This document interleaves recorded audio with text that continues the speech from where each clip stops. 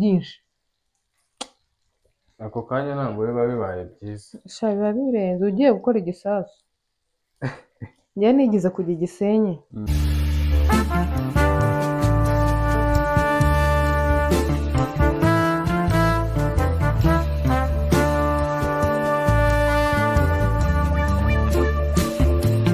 aho neza amahoro y'Imana bane namwe kanizere ko mumeze neza nongeye kugaruka mu gikoni mu rugo iwanjye ariko noneho ntabwo ndi jyenyine umuntu mwari mumaze iminsi mwumva inyuma ya kamera umfasha mu bintu bimwe na bimwe uzi ibintu byo guteka uyu munsi niwe turi kumwe n'uyu muhungu muri kureba hano iruhande rwanjye kambaho umwanya bibwire ubundi mbanze ngaragure ya murakoze uko mubibona turi mu gikoni nitwa Asumani tugiye guteka muraza kubibona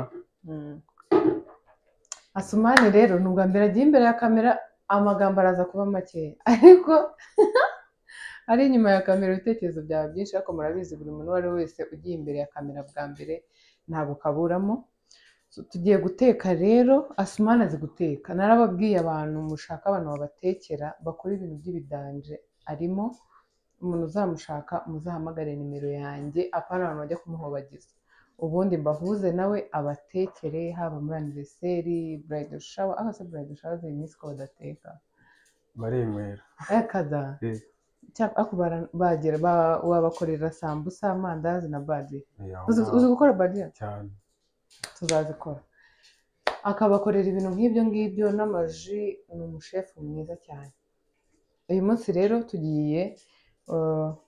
tugiye guteka inyama ziseye njye nawe tugiye gufashanya ntabwo ziri gushirira twatangiye kuzikaranga kugira tabarya umwanya tugiye gufashanya muri byose tugiye guteka inyama ziseye n'amakaroni ku ruhande atogosheje twagiye rero dutangirana ibintu byose muri ibintu tugiye gushyiramo turakoresha pavuro turakoresha n'igitunguru hano dufite hano n'inyanya ebyiri ibindi turagenda tubibereka ngiye kubanza gukata igitunguru igitunguru uba ugomba gukata gitoya niko umushefu dutekana hano yambwiye ni ngombwa ariko n'ubundi mu biryo harimo wa mugani ikintu gishinyitse uba ubona bidateye amabengeza cyangwa se apeti nanjye hano ndaba ndi kugaragura abantu mutari kumbona ndi kugakorera ku ruhande wa muriro wabaye mwinshi simugabanyiriza kwa kundi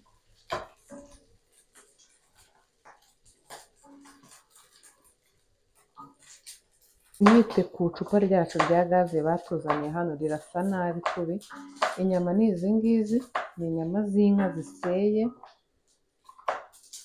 twari twazikaranze kuva kare ni mu mavuta gusa nta kindi kintu na kimwe cyagiyemo iyo zimeze gutya ugashyiramo akamagi ukazirya nk'ubunyobwa ziba ziryoshye ziba zimeze neza byataye rero asumasu wabishyiramo ibitunguru cyangwa urabanza usoze pavuro ngiye kubanza gusoza na pavuro twasubiye hano kambe nzijimije ko ndabona nta kindi ziri kumwe mu gihe ari gukata pavuro hano hari magi turi bukoreshe ebyiri hari umunyu hari amavuta nari ndi bwongeremo ariko ndabona akirimo hano hari beef masala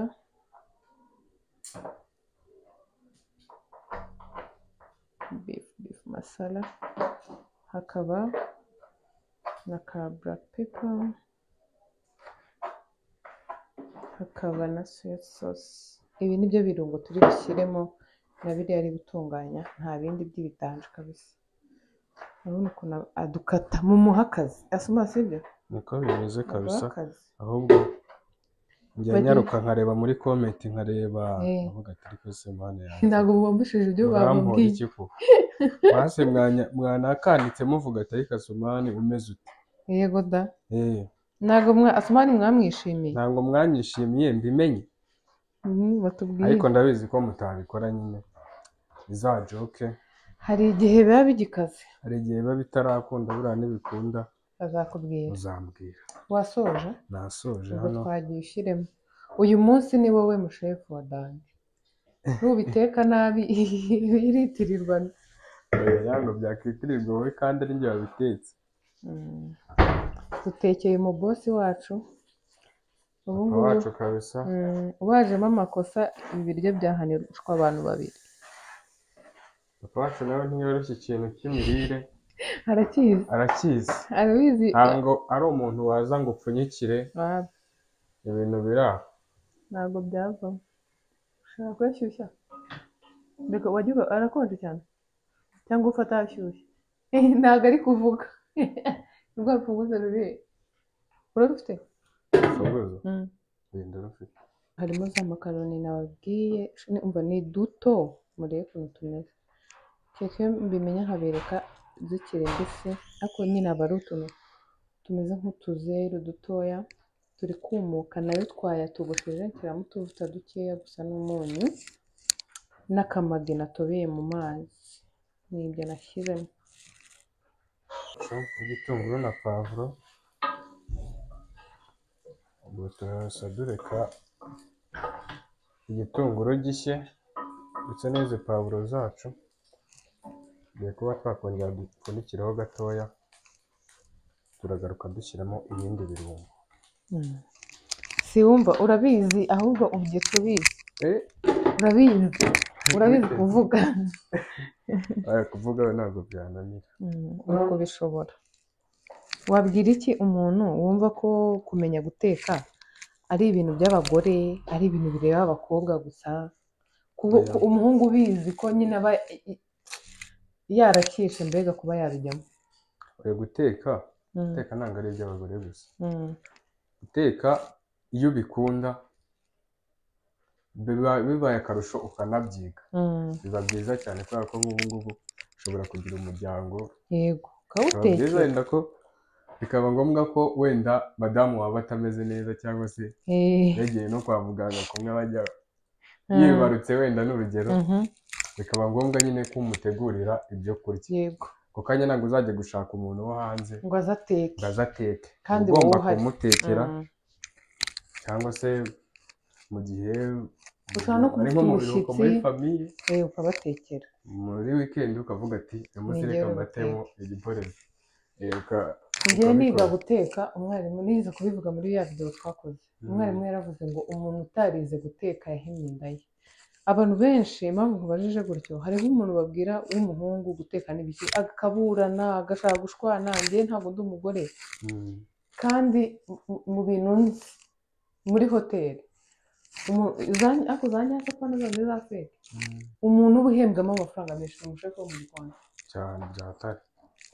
Njyewe niga guteka najyaga mvuga ngo ndashaka nyine kuzaba wa muntu ukomeye mu guteka, ku buryo wa muntu abantu bose kabisa, ku buryo njya ahantu nko guhagararira u Rwanda mu guteka.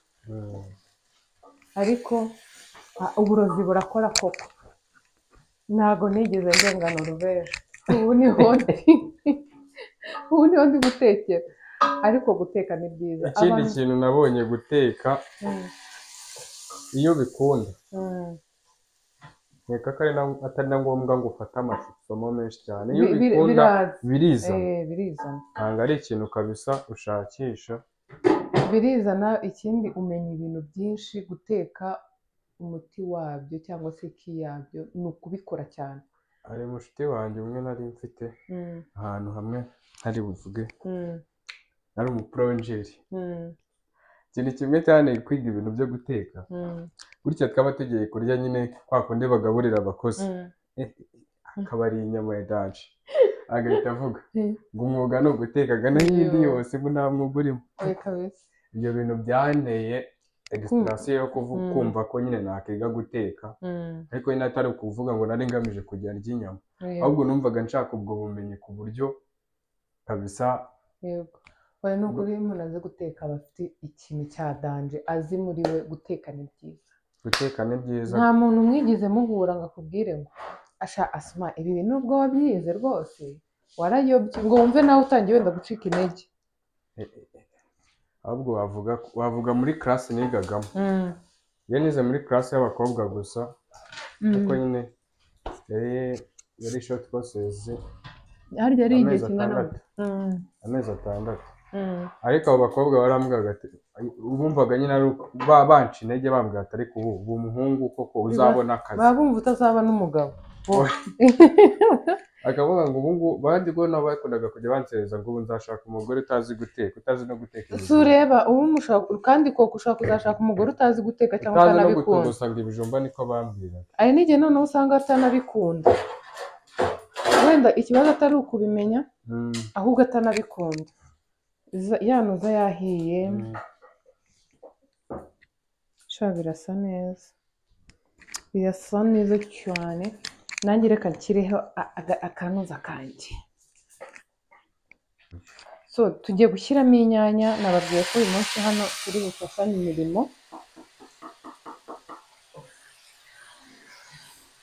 Nk'uko mubizi nayo bango nk'uko mubizi mba ngomba gushyiramo ngewe bino birungo by'amafu mba ngomba kubiteka umwanya munini uhagije bigashya. Njya kuvuga ngo nk'uko mubizi mutanibuka ngo nk'uko ukuntu Riderman ajya avuga ngo nk'uko mubizi ibi ni ibisoneye. Njya gushyiramo beef masala nyuma y'inyanya igisomezi nkabakizamo beef masala. Nahita nshyiramo ikintu bita black pepper. Ushaka gushyiramo aka black pepper kumvikana n'umwana uri bubiryeho sha arandahira. Hari ukuntu ukunda ibirungo byawe. Niyo mpamvu mba nkuhaye umwanya ngo bishyiremo kabisa. Kandi koko ntago abantu barunga kimwe. Kabone n'ubwo mwapima. Nk'ubu nkanjye rwose ibirungo ntago shyiriramo. Ntabwo byaba ari bibi ariko sinzi nanone ko ari byangwa neza. Byakugwa neza ariko ndabizi byakugwa neza. Ariko simareka nkubwire sindi kubikubwira ko turi kumwe. Uri mu bantu nyine mba nzi ko bari buteke nkarya. Urumva? Uri mu bantu nzi nshobora nyine kuvuga ngo wenda mfite gahunda hari Kasumani mu byanyakirire bano bantu. Nkaba nizeye ko babonye ibiryo bimeze neza. Uzi guteka kabisa, gerageza ibishoboka. Ntabwo navuga ngo nzi guteka cyane kuko tugiye kuvuga mu byo guteka ko nanjye mufatiraho experience. Ndagushimiye kabisa. Uri mu bantu nyine mbona bampa urugero nyine rwiza. Asante sana. Shizemo na soya sauce nubwo turi kuganira ariko ibintu ndi gushyiramo biri kugaragara. Uyu munsi ndashyiramo akantu kumvikana. Nshimira abantu mureba ibiganiro byanjye tujya duhura bakambwira ngo ushyira ngo soya sauce ngo ku kimamiyo ngo yaba nyinshi ukayimena. Bari gusubiramo ibintu mba naravuze aho mpita mvuga ni kabisa byarakunze. Izi magi rero kuzishyiramo biraje bimbana akazimana. Hari abantu bavuga ngo ibi biryo ngo byari kuryoha ngo iyo utaza gushyiramo ibyo birungo byose sha. Ubaye udakunda ibirungo izi nyama ushobora kuziteka. Uzi ko twibagiye kuzana salisa. Simukadi zashyushye ariko ntacyo turayishyiramo mu kanya. Ushobora gukoresha inyanya ugakoresha na salisa. Ubaye udakunda ikirungo rwose ugashyiramo na tungurusumu. Ikindi abantu mukoresha ibirungo byo mu macupa nk'ibi mba ndi gukoresha mujye mubanza musome murebe. Hari niba birimo tungurusumu ukajya kuzishyira mu biryo waza ugashyiramo byinshi. Ako kanya ntabwo biba bibaye byiza. Sha biba birenze ugiye gukora igisasu. Njye nigize kujya Gisenyi. Numva nkonje none ko yagukunda spice tea. Numvaga iri bumfashe mu bibazo byose mfite ikamburiye mbeho. Numvaga n'ibiryo nariye byatinze kumvamo. Numvaga nameze neza. Ndangije nywa spice tea mu nzira ngeze n'igisenyi kuri Sagabe nabwo ndongera mu yindi. Ariko ikintu cyambayeho mwana w'umunyarwanda mudaharandiye. None hari ukuntu hakurya ukumva ubwo birasobanutse wabasha no kugira umuntu bibwira. Harandiye mbura icyo mbivugaho. nkumva ndi gutonekara, nanaseka nkumva ndi gutonekara ku buryo ubura n'umwuka wo kuvuga. kumbe iyo nanywereye igisenyi kuri Sagabe nari nashyizemo ubuki bwinshi,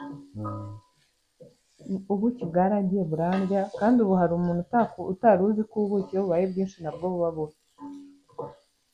Ubuki bwinshi ntabwo ari bwiza, kuko nanjye ntabwo ari bwiza. ni mushiki wanjye wabucuruzaga twakoranye. hani we si no kuvuga wenda ngo yaguze ngo igikombe, yazanaga injerekani kandi turi babiri. Yego.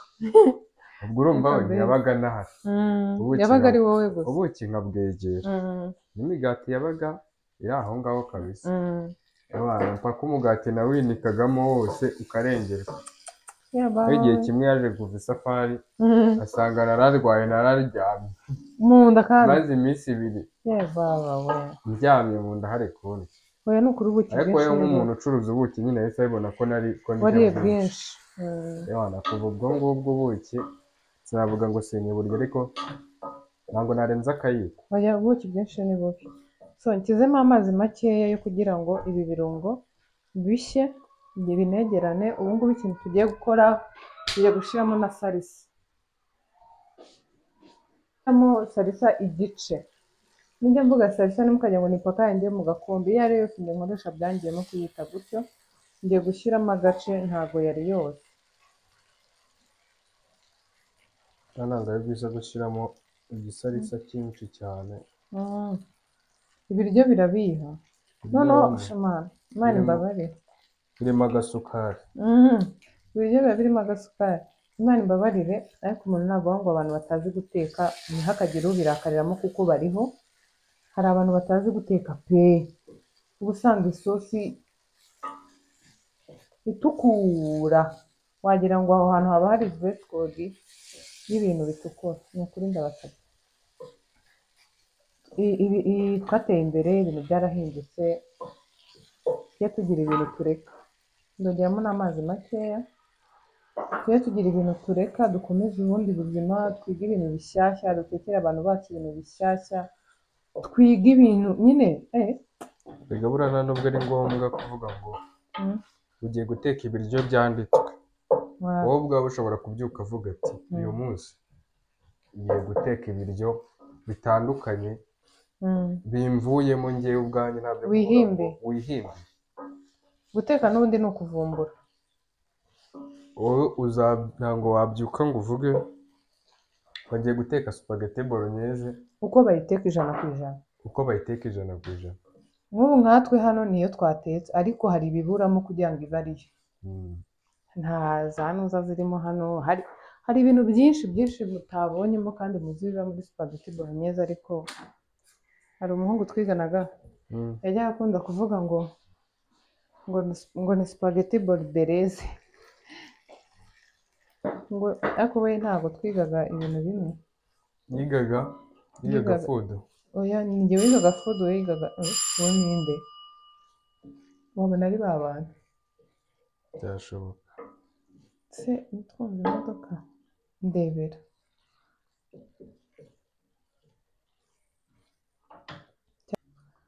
so rero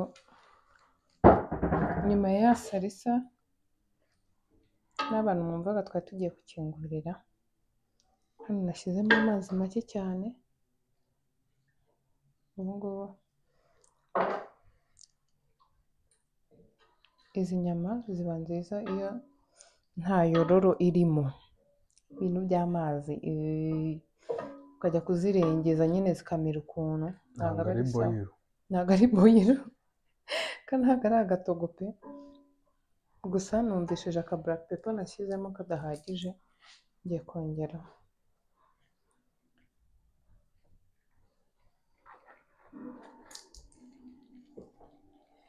ikindi black pepper ntabwo aba ari ngombwa kuyiteka umwanya munini. black pepper wanayiriraho, ushobora kuyimindira ku biryo rwose ukirira nta ribi ryayo, ni nziza. ngiye kuba rero ndi kwarura amakaroni hano, biraba bigeze aho nshaka, ubundi tugaruke twarure. kambe mpfundikiye. rero ngiye kwarura za makaroni.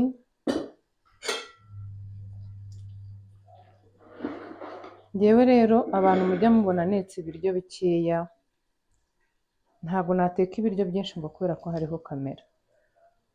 Niba bigiye kuribwa n'abantu benshi ubwo nyine nuko byaba byinshi, bigiye kuribwa n'abantu bake nuko. Ntabwo ikintu cyo kumena ibiryo ndacyanga. Umuntu wese uzi ko amena ibiryo ajye yigaya. Kumena ibiryo ni ingeso mbi cyane cyane. Ariko rero kanzi zimwe zinazo nje gusanga gahunda abatetsi ntago dushya, birashyushye mwabana. Mutazamwigana mwebwe mujye mufatisha igitambaro. Utazashya nanjye uri kubiterura kuriya narimiye. Ubu rero tugiye gushyiraho imboga. Kariya kaboro nimumbaza aho nari nkajyanye, buriya simukadi yanshyuhanye. Ikindi ku bantu babishoboye, niba utetse ntugakoreshe icyuma ku cyuma, bikubura ikintu uri gutekeramo kandi ugasanga bifite n'uburwayi bishobora kugutera. Ibyo se hari umuntu ukibikora byo gutekesha ikirusha? Ngo